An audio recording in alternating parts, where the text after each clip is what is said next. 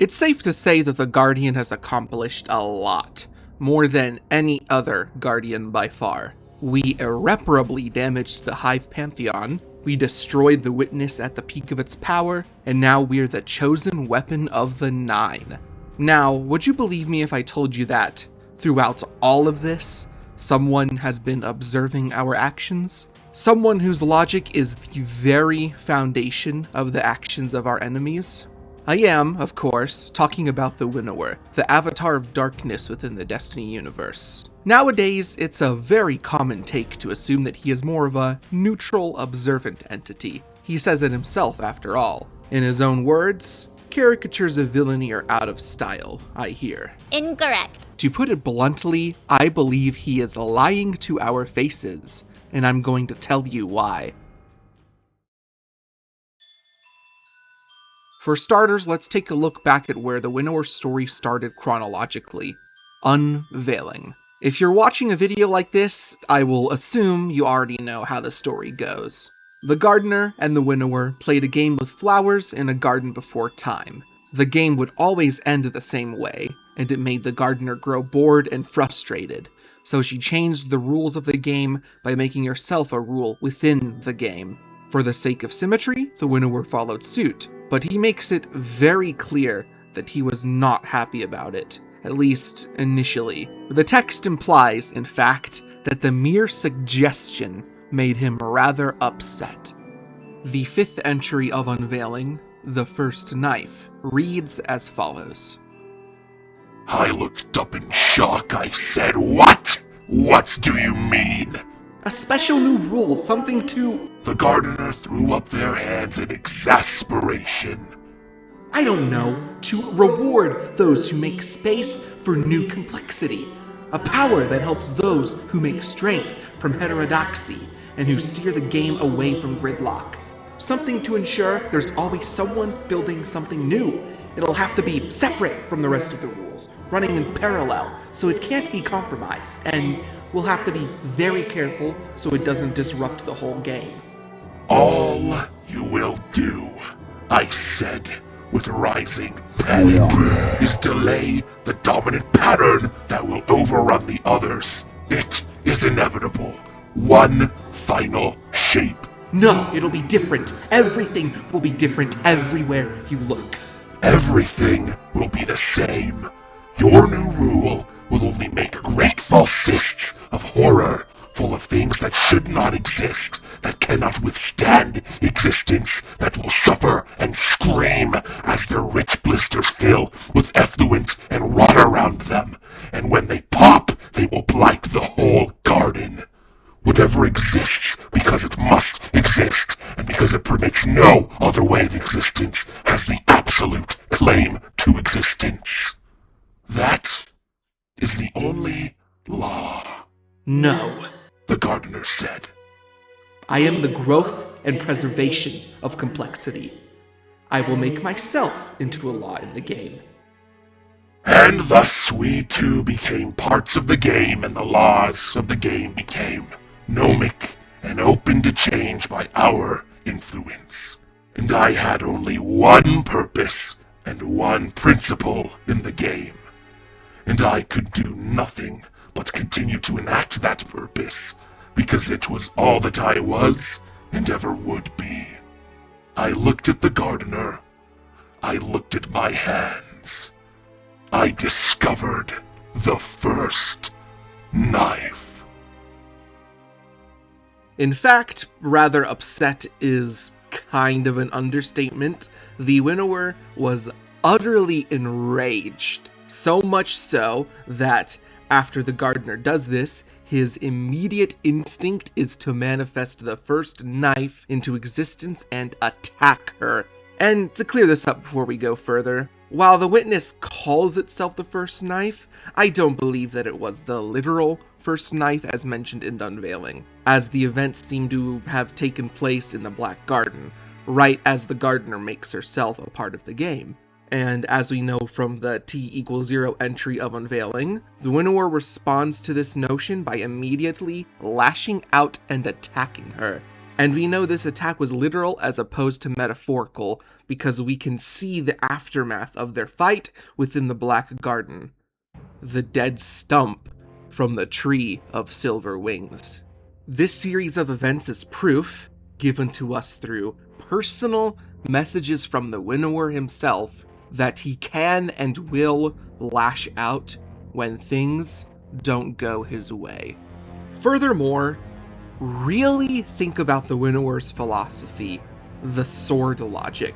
First and foremost, the sword logic is a philosophy that thrives on conflict. You must prove that you have the right to exist by snuffing out the existence of others.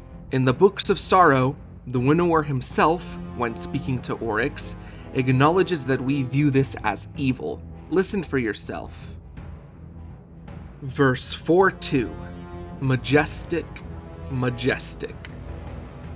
Oryx, my king, my friend, kick back, relax. Shrug off that armor, set down that blade. Roll your burdened shoulders and let down your guard. This is a place of life, a place of peace. Out in the world we ask a simple, true question. A question like, can I kill you? Can I rip your world apart? Tell me the truth, for if I don't ask, someone will ask it of me. And they call us evil. Evil! Evil means socially maladaptive. We are adaptiveness itself. Oryx, how do we explain it to them? The world is not built on the laws they love. Not on friendship, but on mutual interest. Not on peace, but on victory by any means. The universe is run by extinction, by extermination, by gamma ray bursts burning up 1,000 garden worlds, by howling singularities eating up infant suns. And if life is to live, if anything is to survive through the end of all things, it will not live by the smile but by the sword. Not in a soft place but in a hard hell. Not in the rotting bog of artificial paradise, but in the cold, hard, self-verifying truth of that one ultimate arbiter. The only judge, the power that is its own metric and its own source. Existence at any cost. Strip away the lies and the truces and the delaying tactics they call civilization, and this is what remains, this beautiful shape. The fate of everything is made like this in the collision, the test of one praxis against another. This is how the world changes. One way meets a second way, and they discharge their weapons. They exchange their words and markets. They contest, and in doing so, they petition each other for the right to go on being something instead of nothing. This is the universe figuring out what it should be in the end. And it is majestic, majestic. It is the only thing that can be true in and of itself. And it is what I am. To put it in incredibly simple words, the Winnower is telling Oryx that in order to truly follow the sword logic, one must throw away all empathy. That from his point of view, by not culling the weak, you enable suffering. Darwinism in its most radical and destructive state. And it goes against what all Guardians fight for. Well, what most Guardians fight for. Case in point, Dredgen Yor. Once a famed titan known as Reza Lazir, corrupted by the weapon of sorrow known as Thorn, one half of a very well-known legend among my fellow hunters. But I bring up Dredgen Yor not to talk about his legendary showdown with Renegade Hunter Shinalfur atop Dwindler's Ridge. I instead would like to talk about the words uttered by the man-turned-monster himself. While I could just read through the relevant grimoire, I'll instead point you to My Name is Bife's video on the tale of the two hand cannons and their respective owners. The video includes superbly voice-acted narrations of the lore, far better than anything I could do. I'll give you a moment to go do that real quick.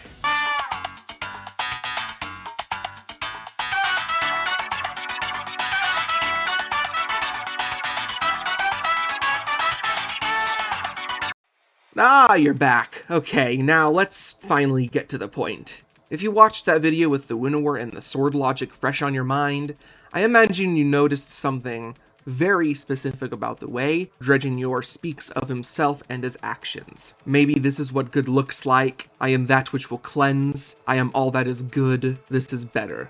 Being infected by a weapon tainted with hive magic brainwashed Razel into following their logic, turning him into Dredgen Yor. Just as the Osmium siblings took on new names when taking up their worms, Razel took the name Dredgen Yor when Thorn infected his mind. And, not unlike a hive worm, Yor implies that the cannon is hungry for death, as are all weapons of sorrow. And now, more recently, it has been outright confirmed that Dredgens follow the sword logic. The Dredgens have made their return, led by 6 of the 9, to pursue a crusade of violence, going as far as to construct Nightfall Station, a Cabal superweapon that can drain the life from seemingly any paracausal entity. And more recently, within the Equilibrium dungeon, we've outright seen a Dredgen utilizing Taken energy and attempting to make a throne world. And speaking of which, notice how in both the dungeon and in the Fire and Ice exotic mission, the Taken you fight are regular Taken and not dire Taken. We know that the dire Taken are created and controlled by the Lord of Every Nothing, which means that it most likely is not involved in the Barrent Imperium's operations. I believe that it is Six himself controlling these Taken. And seeing as they are normal Taken, that means that these are Taken that are created by the Winnower. And additionally, we even see what I believe is how the Throne World is being formed. As we enter Dredgen Seer's arena, they are surrounded by nameless apprentices, and right as the encounter starts, Seer disintegrates them with arc energy. This right here is how they're forming the Throne World. Ritualistic sacrifice. Can you see the underlying pattern here?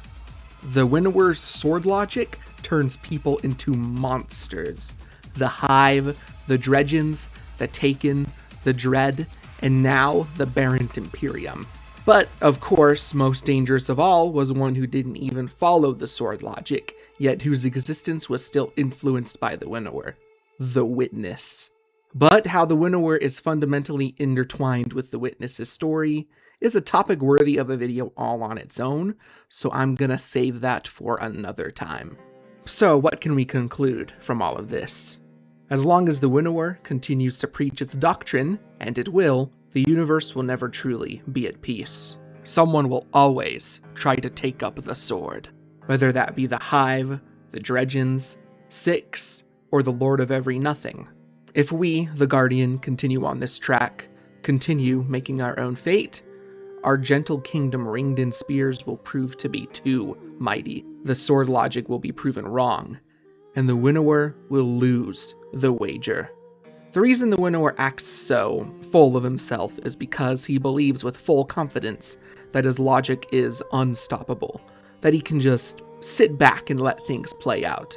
But, judging by his track record, if his logic is ever proven flawed, he will, most certainly, take matters into his own hands. How do we know that he is even capable of this? Because the Gardener gets directly involved by using the Traveler as an external vessel. She claimed she would do so by making herself a rule in the game, and by the laws of symmetry, the Winnower followed suit.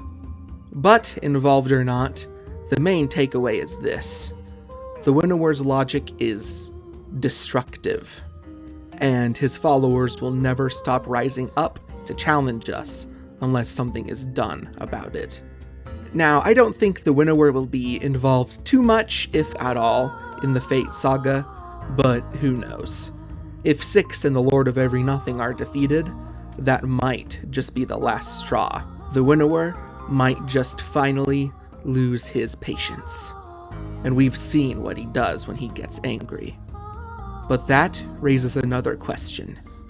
How can one wage war with war himself?